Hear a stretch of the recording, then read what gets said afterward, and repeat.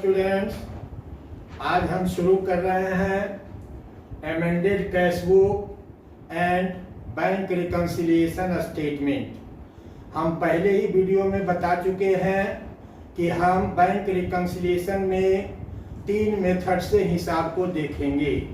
पहला method 1 column BRS, दूसरा method 2 column BRS और तीसरा amended cash book and BRS। तो आज हम अमेंडेड कैश बुक के द्वारा प्राय BRS को किस प्रकार से बनाया जाता है ये देखेंगे। हम जितने भी प्रकार के अंतर के कारणों को सीखे हैं, अंतर के कारण 7 नहीं 7,000 हो सकते हैं, लेकिन हर अंतर के कारण में एक समानता पाई जाती है कि पासबुक और कैश बुक में कोई एक लिखता है और एक लिखने से वंचित रहता है। अंतर के कारण मुख्यतः 3 बातों से उपस्थित होता है। तो हम यहाँ पर अंतर के कारणों को पुनः 3 तरीके से समझा रहे हैं।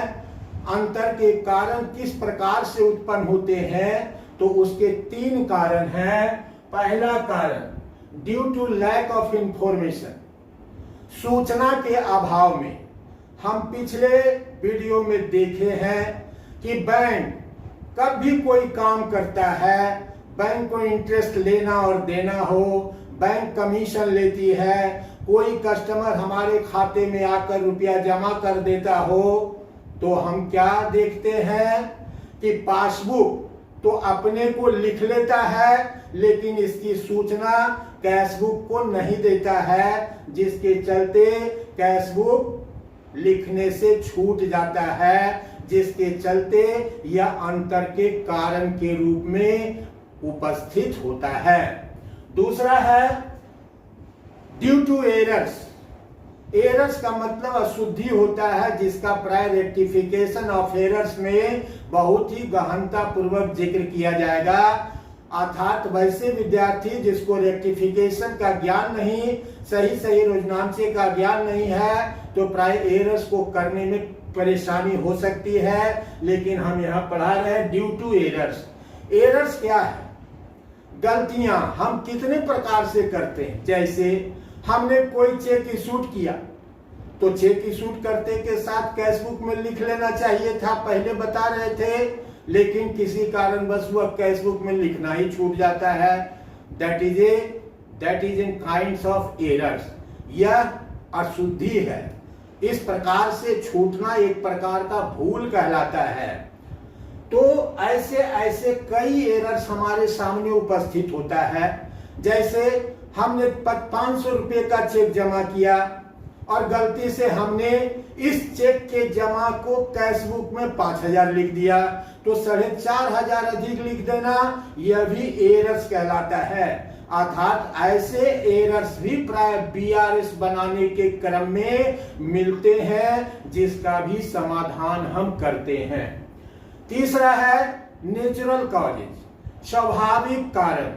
अर्थात कुछ कारण ऐसे होते हैं जो बिल्कुल स्वाभाविक होते हैं, अर्थात होना बिल्कुल स्वाभाविक होता है। जैसे हम बताते हैं check issued but not presented for payment. Cheque issued करते के साथ कस्टमर अपने कैश बुक में जमा की राशि को घटा देता है, ओवरड्राफ्ट हो तो ओवरड्राफ्ट की राशि को बढ़ा देता है। इतना करते हैं, हमारा काम है इतना करना। अब वह जिसको हमने चेक इशूड किया, वह बैंक में जाकर इसका पेमेंट लिया या नहीं लिया। अगर यह पेमेंट बनाने के तारीख तक, जिस समय हम BRS बना रहे हैं, उस तारीख तक अगर यह चेक बैंक में प्रेजेंट नहीं हुआ, तब इसी को कहते हैं check issued but not presented for payment till the end of the BRS। अर्थात बनाने के तारीख के बाद वो कभी न कभी चेक तो आएगा ही बैंक में, लेकिन हम अगर 31 मार्च को BRS बना रहे हैं और वह चेक बैंक में गया 10 अप्रैल को, तो ये अंतर का कारण होता है, वरना ऐसा नहीं, नेचुरल। फिर हम कहते हैं check deposited but not credited. हम चेक जमा करने के साथ अपने कैश बुक को लिख लेते हैं। अब पासबुक उन चेक को नहीं लिखता है जिसका कि अभी तक क्रेडिट कलेक्शन इत्यादि नहीं हुआ है। तो कुछ चेक हम पहले वीडियो में बताते थे कि माना कि हमने 100 चेक जमा किया बैंक में, लेकिन बनाने के तारीख तक 95 चेक के राशि को क्रेडिट कर दिया गया, लेकिन 5 चेक के अमाउंट को अभी तक क्रेडिट नहीं किया गया, कारण इसका कलेक्शन बैंक अभी तक नहीं कर पाया है। तो यह 5 चेक की राशि से हमारा कैशबुक और पासबुक में अंतर आ जाएगा। That is a natural cause. ये सब स्वाभाविक कारण है। गलतियां, एरर्स, भूल, 50 को 500 लिख देना इत्यादि, ये सब एरर्स कहलाता है। और दूसरा लैक ऑफ इंफॉर्मेशन, अर्थात बैंक अपने पासबुक में बहुत कुछ करती है लेकिन इसकी सूचना नहीं देती है, जिसके अभाव में हमारा कैशबुक नहीं हो पाता है पूरा। इसकी सूचना कब मिलती है? तो प्राय जब बैंक अपना स्टेटमेंट बनाकर कस्टमर को देता है तो ऐसी ऐसी सूचनाओं का खुलासा होता है कि बैंक ने ब्याज दिया, बैंक ने कमीशन लिया, बैंक ने डिविडेंड कलेक्ट करके हमारे खाते में जमा कर दिया। तो ये सब सूचनाएं हमको 31 मार्च को प्राप्त होता है, यद्यपि कि यह काम 31 मार्च के पहले ही पासबुक में किया जा चुका है। तो इस प्रकार अंतर के 3 महत्वपूर्ण कारण हैं। चौथा कोई कारण नहीं है। आप इसे ढूंढ कर देखिएगा कि चौथा भी कोई कारण हो सकता है, तो हम फिर आप अपना कमेंट में बताइएगा, उसको हम फिर डिस्कस करेंगे। अब थोड़ा सा शॉर्ट वे में चलते। हमने पहले हिसाब को बनाकर रखा है, अर्थात हिसाब को बनाने का मतलब 2 अर्थ होता है। एक होता है हमने नकल के द्वारा हिसाब उतार दिया, तो नकल के द्वारा हिसाब उतारने में प्राय अकल कहां से आएगा? अर्थात सबसे बड़ी चीज होती है हिसाब को समझाने की कला, और वह हम आपको पॉइंट बाय पॉइंट समझाते हुए कि क्यों लिखे क्यों नहीं लिखे इत्यादि बातों की चर्चा करेंगे। हमने यह एमेंडेड कैशबुक है। कैशबुक जैसे बनाते हैं, date, particular, LF, date, amount, फिर बनाते हैं पार्टिकुलर अमाउंट इत्यादि, सब खाते का स्वरूप होता है। लेकिन यहाँ पर डेट का कोई मेंशन हम नहीं करते हैं, एलएफ का कोई मेंशन नहीं करते हैं, क्योंकि इसका काम है सिर्फ बीआरएस के सुविधा के दृष्टिकोण से, बीआरएस बनाने के दृष्टिकोण से हम पुनः यहाँ कैशबुक जो बैंक कॉलम है उसको अमेंड कर रहे हैं अकॉर्डिंग टू द पासबुक। अर्थात पासबुक के द्वारा प्राय कैशबुक में हम संशोधन कर रहे हैं, और यह संशोधन उस समय किया जाता है जब हमको बैंक का स्टेटमेंट 31 मार्च को प्राप्त होता है, तो हम अपने पहले कैशबुक को ही संशोधित कर देते हैं। आफ्टर ऑल तब हम बीआरएस बनाते हैं। इस प्रकार यहाँ बैंक समाधान विवरण बनाने में 2 क्रियाओं का संचालन किया जाता है। First of all amended cashbook, second में बीआरएस बनाते हैं। तो अब लेट अस प्रोसीड। हम क्वेश्चंस की ओर बढ़ रहे हैं। क्वेश्चंस है the bank overdraft as per cashbook of rupees 18,000। Bank overdraft 31/12/2020। हमने एक काल्पनिक तारीख दे दिया है, काल्पनिक नाम का चुनाव कर लिया है, काल्पनिक राशि को पुटअप कर दिए हैं। अर्थात हिसाब को तो 5 मिनट में लिखा जा सकता है, इसके लिए किताब का सहारा लेने की कोई आवश्यकता नहीं है। अर्थात महत्वपूर्ण है इसे समझना। हम समझाने का काम करते हैं और ये सब बातें बहुत आसान है। 5 मिनट में किसी हिसाब को लिख लिया जा सकता है काल्पनिक तरीके से, वह स्वयं अपने आप में एक हिसाब बन जाता है। यहाँ पर क्या bank overdraft as per cashbook of rupees 18,000। Bank overdraft हम कस्टमर 2 स्थिति में होता है, या तो वह जमा की स्थिति में होता है तो ओपनिंग बैलेंस डेबिट में लिखा जाता है टू बैलेंस बीडी, अगर हम ओवरड्राफ्ट की स्थिति में होते हैं तो हमारा कैशबुक का बैलेंस बाय बैलेंस बीडी से शुरू होगा। यह प्रथम बात को ध्यान में रखना है कि अगर हम जमा के पोजीशन में होते हैं तो ओपनिंग बैलेंस ऑफ कैश को बैलेंस बीडी के रूप में डेबिट लिखते हैं। जब ओवरड्राफ्ट के पोजीशंस में होते हैं तो बैलेंस ऑफ कैश को बाय क्रेडिट में लिखते हैं, क्योंकि यह बैंक कॉलम है और बैंक ही अकाउंट ऐसा है जिसकी डेबिट स्थिति भी हो सकती है और क्रेडिट स्थिति भी हो सकती है, वरना कैश अकाउंट ऑलवेज डेबिट की अवस्था में होता है, उसका कोई क्रेडिट अवस्था नहीं होता। इस अंतर को भी आप जान लिए। हमने बैलेंस को 18,000 रुपया लिख दिया। अब अंतर के कारणों का मिलान करेंगे। अंतर के कारणों को 3 तरह से बांटकर देखेंगे कि कौन सा कारण due to lack of information है, कौन सा कारण एरर्स है और कौन सा कारण नेचुरल है। इस तीनों की व्याख्या बनाने के क्रम में हम करते ही चले जाएंगे और आप इसको बढ़िया से समझना है। बढ़िए आगे। पहला, bank interest debited in passbook. स्वाभाविक रूप से ओवरड्राफ्ट की अवस्था में बैंक जब ब्याज लेती है तो बैंक क्या करेगा, पासबुक में कर्ज की राशि को बढ़ा देगा। और डेबिट करने का मतलब होता है कर्ज की राशि को बढ़ाना। अगर जमा के पोजीशन में है तो जमा को होता है घटाना। इस प्रकार से दोनों स्थितियों को हम समझ सकते हैं। तो बैंक इंटरेस्ट प्रायः ओवरड्राफ्ट पर लिया जाता है, और जब लिया जाता है किसके द्वारा, पासबुक के द्वारा। पासबुक तुरंत पासबुक में ओवरड्राफ्ट की राशि को बढ़ा देता है, लेकिन इसकी सूचना देना कैशबुक को आवश्यक नहीं समझता है। That is the cause of due lack of information. यह सूचना के अभाव का कारण है। अब हम इसको क्या करेंगे, bank interest debited in passbook. Passbook में तो कर्ज की राशि बढ़ा दी गई, अर्थात हम पासबुक के अनुसार कैशबुक में भी कर्ज की राशि को बढ़ा देंगे, अर्थात यहां पर कैशबुक में कर्ज की राशि बढ़ा दी गई, क्योंकि हमको पासबुक के इक्विवेलेंट अपने कैशबुक को लाना है। यही एमेंडेड कैशबुक होता है जो अपॉन डिपेंड्स ऑन पासबुक। यह हमेशा पासबुक को फॉलो करता है। जिस प्रकार पासबुक होता है उसी प्रकार हम अपने कैशबुक में इक्वलिटी ला देते हैं, समानता ला देते हैं। तो पहला अंतर के कारण due to lack of information है, ये कर्ज को बढ़ा दिए, क्योंकि पासबुक में भी कर्ज की राशि बढ़ गई थी, इसलिए हम अपने कैशबुक में भी कर्ज की राशि को बढ़ा देते हैं। दूसरा अंतर का कारण अनप्रेजेंटेड चेक। अनप्रेजेंटेड चेक, इसको विस्तार पूर्वक अगर कहा जाए तो that is cheque issued but not presented for payment is called unpresented check.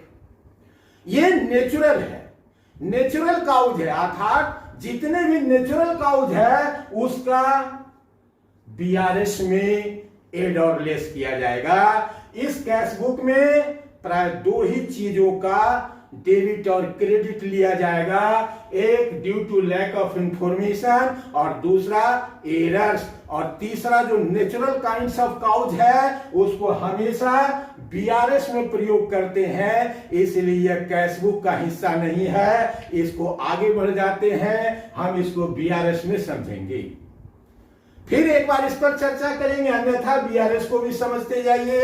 एक कारण नेचुरल है और नेचुरल कारण यहां पर ओवरड्राफ्ट का बैलेंस था, इसीलिए हमने शीर्षक दिया DR overdraft balance as per passbook. Overdraft balance as per passbook. अब इसको यहां से सोचा जाए कि चेक इशूड करते के साथ कस्टमर अपने कैशबुक में कर्ज की राशि को बढ़ा देता है, कर्ज की राशि को बढ़ा देता है। इसका रिकंसिलिएशन पॉइंट ये होता है, अर्थात हम पूछते पासबुक बढ़ा तो कहते हैं नहीं, समझ रहे हैं। तो unpresented cheque, cheque issued but not presented for payment. Cheque issued करते के साथ कस्टमर अपने कैशबुक में कर्ज की राशि को बढ़ा देता है, अर्थात पासबुक घटी हुई अवस्था में है, इसलिए इसको भी हम बढ़ाने का काम कर देंगे। Bills collected, and credited in passbook. Bank कोई बिल कलेक्ट किया, पासबुक में क्रेडिट दे दिया गया। पासबुक में क्रेडिट देने का मतलब पासबुक में कर्ज की राशि घट गई, पासबुक में कर्ज की राशि घट गई। अर्थात एक कौन सा कारण है? तो फिर है due to lack of information. Passbook में कर्ज की राशि तो घट गई, लेकिन इसकी सूचना कैशबुक को देना आवश्यक नहीं समझता है, जिसके चलते कैशबुक नहीं लिख पाते हैं। तो बिल्स कलेक्टेड भी प्राय इसी का हिस्सा है। बात समझ रहे हैं? तो बिल्स कलेक्टेड का मतलब क्या हुआ? पासबुक में कर्ज की राशि घट गई। तो पासबुक में कर्ज की राशि घट गई, कितना है? 1600 रुपया। तो 1600 रुपया देखिए यहां पर लिखा हुआ है, लिख दिए बिल्स कलेक्टेड, अर्थात पासबुक में कर्ज की राशि को घटाना। अगला अनक्लियर चेक। अनक्लियर चेक का मतलब फिर वही मतलब हुआ, cheque deposited but not credited. Cheque deposited but not credited is called unclear cheque. अर्थात 100 में 5 चेक अभी तक क्रेडिट नहीं हुआ, अर्थात ये भी अंतर का कारण बनता है। और वह अंतर का कारण कैसा है? तो लैक ऑफ इंफॉर्मेशन। पासबुक में तो ये लिख दिया जाता है, कैशबुक में इसकी सूचना कैशबुक को नहीं होती है, जिसके चलते कैशबुक नहीं लिख पाता है। तो अनक्लियर चेक, इसका मतलब क्या हुआ? पासबुक में कर्ज की राशि बढ़ी हुई है, पासबुक में कर्ज की राशि बढ़ी हुई है 3400। यहां आ गया नेचुरल काउज है, check deposited but not credited, यह स्वाभाविक कारण है, इसलिए इसका लेखा बीआरएस में करेंगे। जितने भी नेचुरल काउज होंगे उसका लेखा जोखा बीआरएस में होगा, और जितने लैक ऑफ इंफॉर्मेशन और एरर्स होंगे उसका लेखा यहां होगा। इसलिए यहां लिख दिए cheque deposited but not credited. 5 cheque का रुपया अभी पासबुक में क्रेडिट नहीं हुआ। तो पासबुक किस अवस्था में? इसका रिकंसिलिएशन पॉइंट है पासबुक। तो पासबुक में कर्ज घटना चाहिए 100 चेक से, लेकिन घटा 95 चेक से। तो एक चेक क्या हो गया? 3400 रुपया।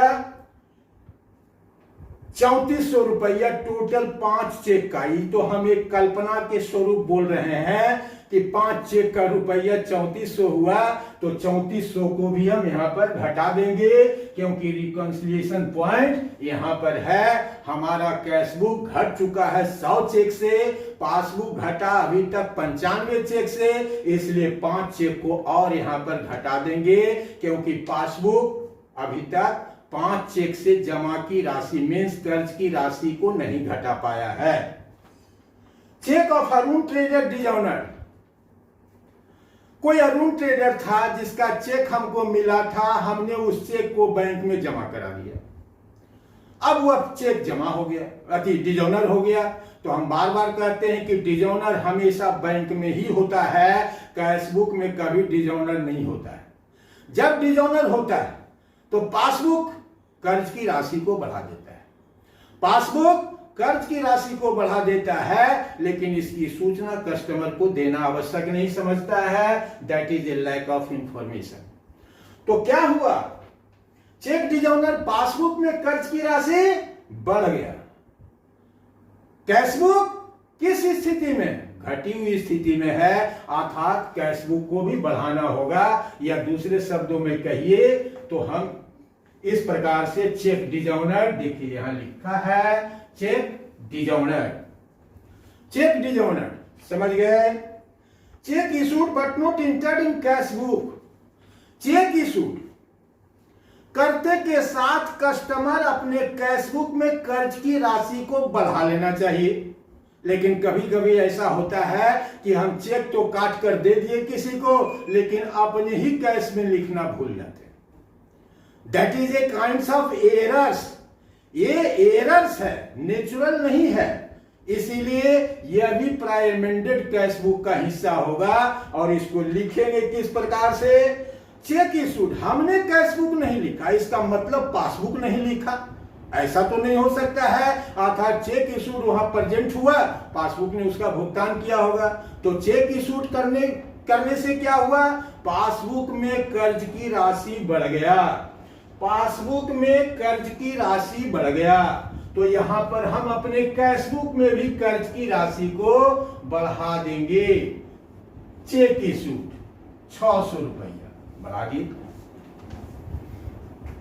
A check drawn for 54 has been incorrectly entered in cash book 594, बड़ा विचित्र बात है। That is a kinds of errors।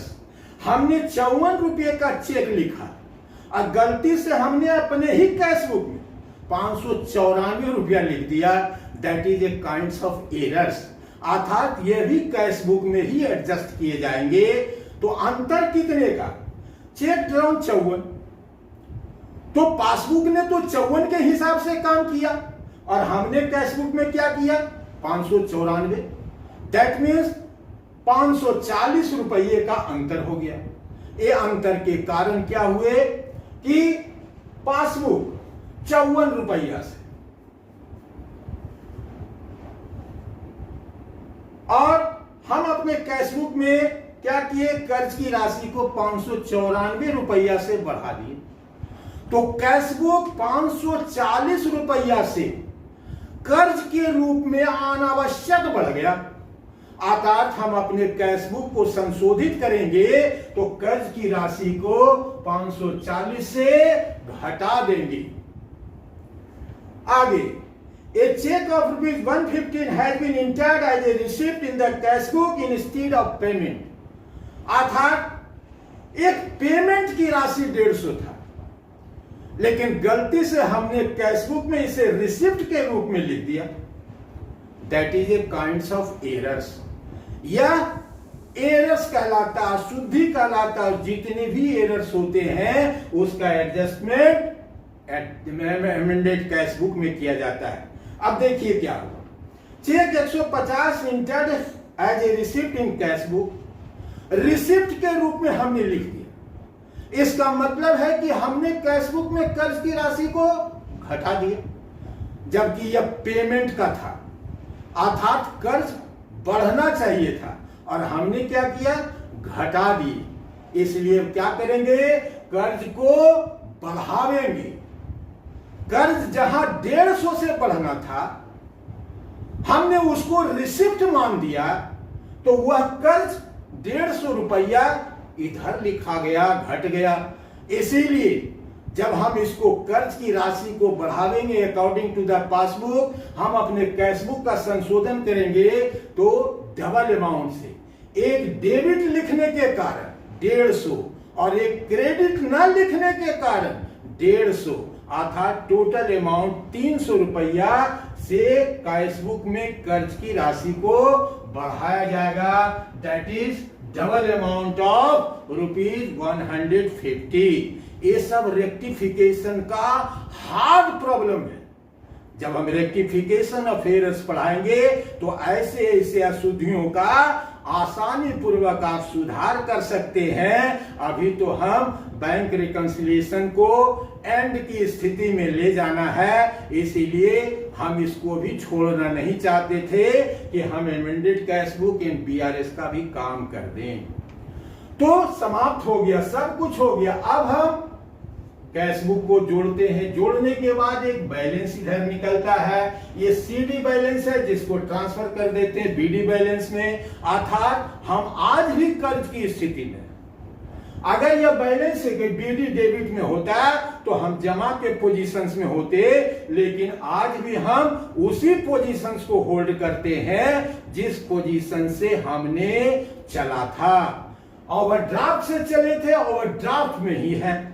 अब इसी बैलेंस को लेकर इस बीआरएस को बनाया जाता है, इसलिए यहां लिखा गया DR overdraft balance as per passbook 18,760 रुपया। वही बैलेंस को यहाँ लाया गया और इसमें मात्र 2 अंतर के कारणों का समायोजन हुआ, क्योंकि यह पूरे 8 अंतर के कारणों में 6 कारण due to lack of information and errors के रूप में था, मात्र 2 ही कारण नेचुरल के रूप में था। तो जो नेचुरल होता है उसे ही बीआरएस में लाकर एड और लेस करते हैं। तो एड और लेस करने के बाद अब हमारा एक बैलेंस निकला जिसको सीआर बैलेंस कहे, तो overdraft balance as per cash book, that is the answer of this question.